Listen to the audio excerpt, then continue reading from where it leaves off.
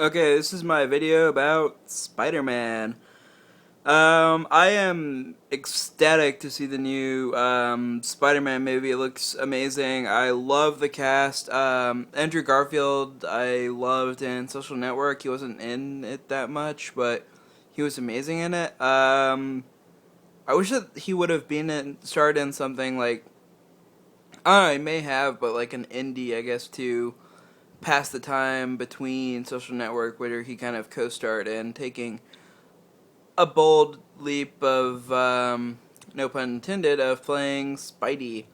Uh, really, a character really ingrained in the minds of hundreds and kind of Marvel's Superman ish. So, yeah, this is going to be me discussing my favorite Spidey storylines in the comics, and I wish that I had the Blu-rays of the Raimi trilogy, but I don't. Me.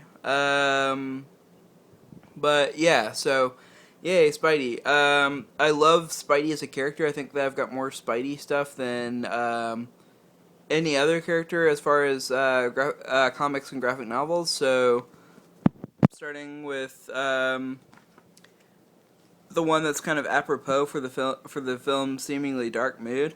A lot of people have said that Spider-Man isn't the Dark Knight, which I agree with, and although I do think that it has really dark storylines, starting with this one, Craven's Last Hunt, which I really, really dug the hell out of because, like, before Craven's Last Hunt, people, and afterwards, people had always associated Craven the Hunter with being this kind of jokey villain. He thinks that he's like this badass, but he gets taken out by Spidey in like seconds. And this really kind of presented a, I don't know if sympathetic is the right word, but it created a deeper character for Craven and a more,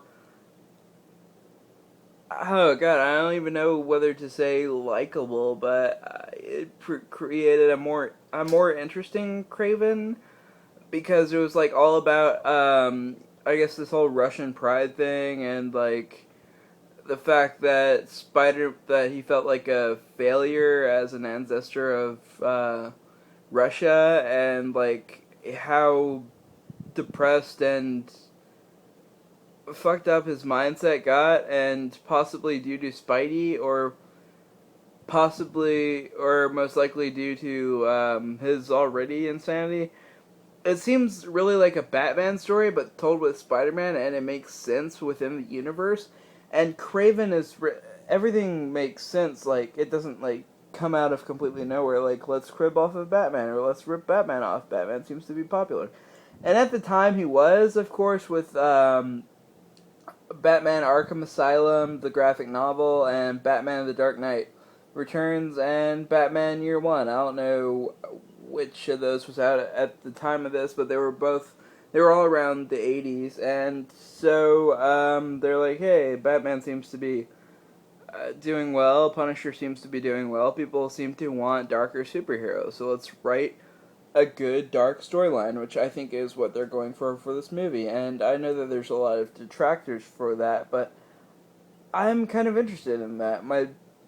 Some of my favorite Spider-Man story arcs involve like dark story arcs, like Kraven and the Gwen Stacy saga.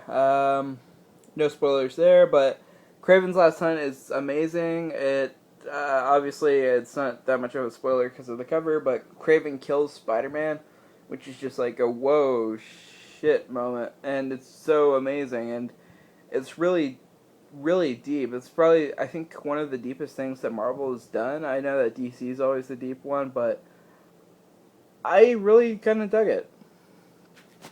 Next up, let's go Amazing Spider-Man. I've got 5 volumes, Public Scrutiny, all about Spidey and his mishaps with the law, which I love that they're touching on in the movie.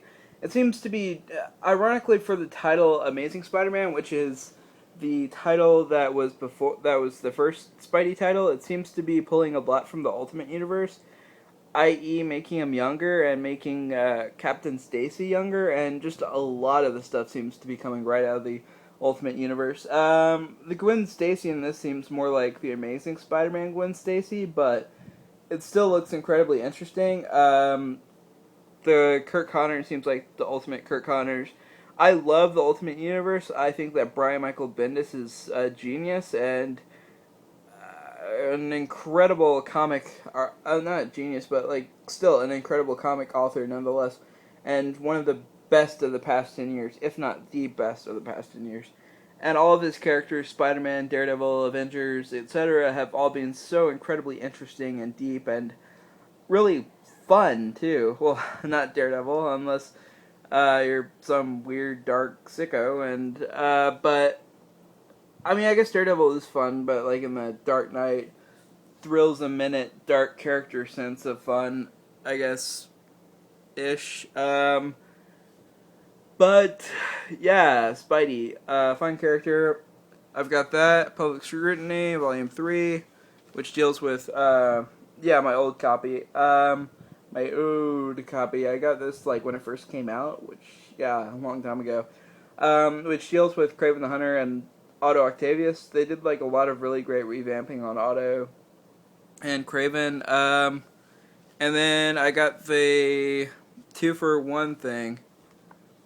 The first volume, which includes the first and second volume, which has Green Goblin, his first appearance, which I don't know. I mean, I think that they were filming the first Spider-Man while Bendis was writing the Ultimate Spider-Man universe, so I think that they wanted to introduce the Green Goblin in Ultimate Spider-Man, but not really do that much with him, so that he would be more of a thing in the Spider-Man movie. I did love how they introduced the universe, though, with Flash Thompson, Harry, Peter, the retcon of Mary Jane, making her more like an artsy hipster type chick, and I loved Kong, too.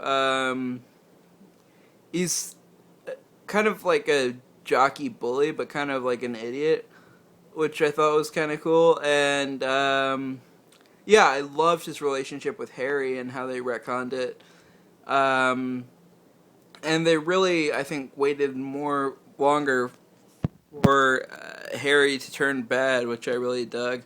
I really especially dug the John Romita Sr. stuff, where it's just like kind of the happiest moments of Peter's life before the darkest, which is, oh god, such an emotional kind of innocence lost type of thing. With it starts out with them like him being on good terms with Flash, and like him hanging out with Mary Jane Watson and Gwen Stacy and Harry Osborn. Kind of a segue, but this is some of John Romita Jr. Senior stuff, and it's like some of my favorite storylines in it. Some of my favorite villains are in it.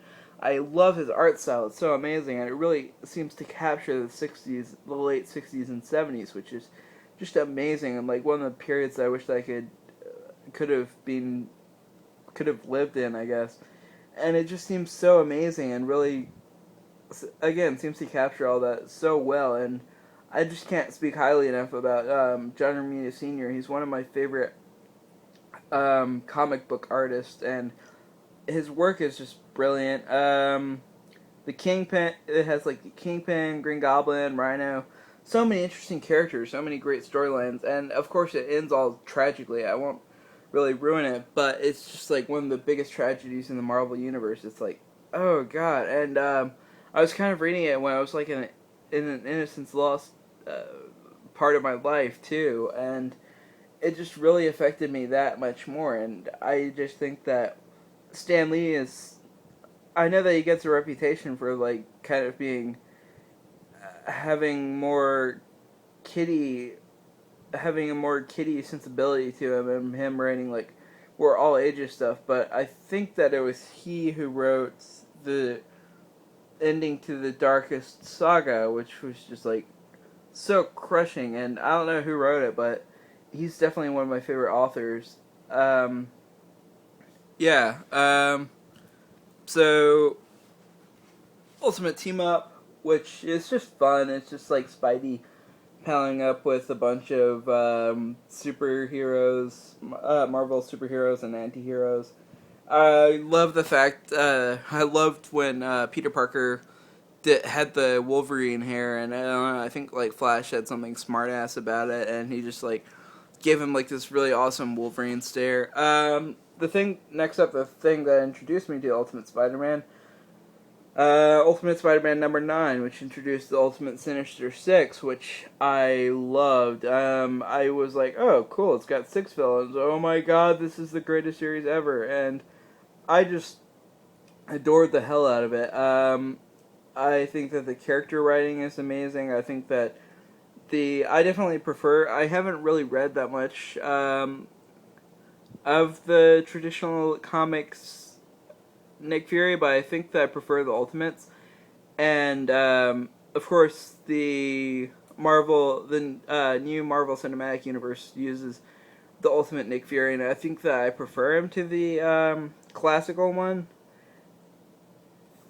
Then again, the stuff that I had read with Nick Fury was like the '80s, which I think they had like a lull on, and Nick Fury I think seemed to be best with the '60s if it was classical. But I don't know, I just love the characters. The villains are just so great and dark, and just I love Spider-Man as a hero in Ultimate Spider-Man. Brian Michael Bendis knows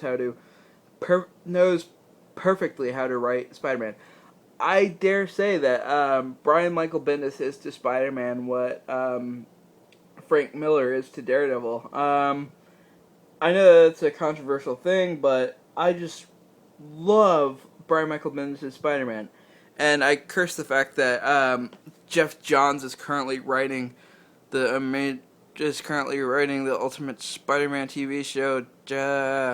When they had such an amazing, spectacular Spider-Man series, which is just amazing in its writing and its animation and everything. And now it's like, oh yeah, let's not write for all ages. Let's not write our shows for all ages. Let's strip the intellect of it and make it some ADD fest with no smarts or intelligence whatsoever.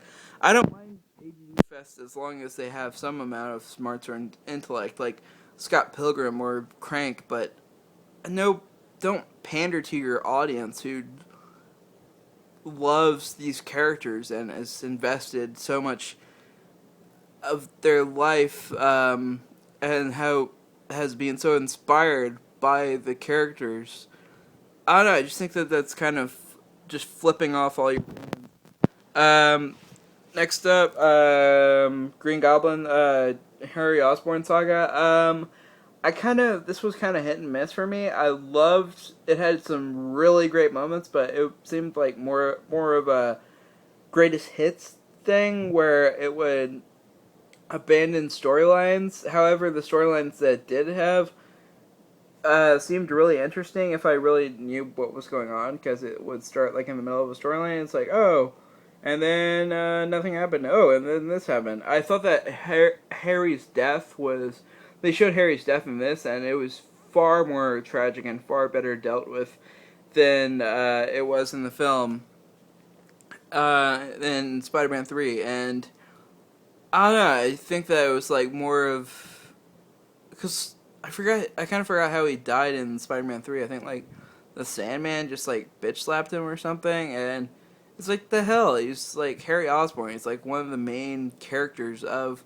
He's one of the most important characters of the Spider-Man universe, and he's seriously gonna go out with like a Sandman bitch slap, and it's like, what the fuck? And I don't know, so that pissed me off. But he got written out properly in this, and it was just amazing.